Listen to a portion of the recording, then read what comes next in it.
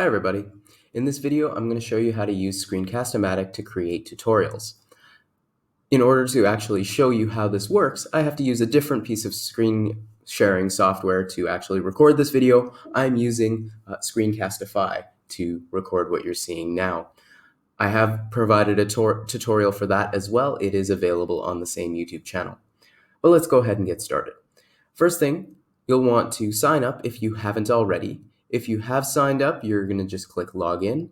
Either way, when you click the button, you can choose Sign In with Google, and that'll let you use your sunwayeducation.info email address. Once you've signed in, you will see a folder that kind of looks like this with any of the files that you have created, if you have created any yet. If you haven't, or if you're just wanting to do this real quick, you would want to go up to the Launch Recorder button in the top corner. When you click on that, it will launch. It sometimes takes a little longer than it just did right now. It may ask you to accept or download a very small file to your desktop. Once it does that, you will get the same overlay that you see right now. Now, in terms of the size of the frame, it will depend. You are able to set it to full screen and it'll just record your entire screen. You can also customize that to whatever size you would like. If you choose something like active window, you don't have to stick with what they tell you. You can resize the frame. So it'll only record what you have chosen. By default though, the easiest way to do it is to go full screen. Now you can add your webcam or have both things. So if you just want to record yourself, you can do webcam and you'll get a little display that looks like that.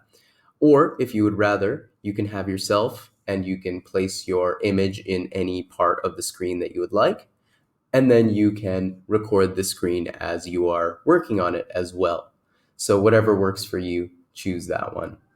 If you're choosing a microphone other than your default, you can select it from this menu here. When you're ready to go, you just hit the record button, you click that there, it'll give you a nice little countdown, and then you go ahead and get started.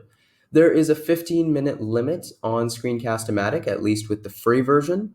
If you are trying to record videos, so let's say you're playing a video in the tutorial, you will not be able to capture audio. The only way you can capture audio from a video being played in your screencast is if you have the paid for version of Screencast-o-Matic. The free version does not allow the audio from videos to be included. But nonetheless, it does have the advantage of being 15 minutes rather than 5 minutes, which is the limitation of Screencast-o-Fi.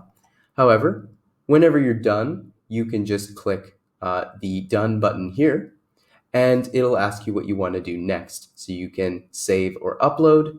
You can do a quick share directly to your Screencast-o-Matic account, and then it'll give you a link, or you can do some editing. So I'm just going to select editing to show what options are available. So now there is, of course, going to be the upgrade option, but there are some limited tweaks that you can make just by adjusting the pull frames from the side here.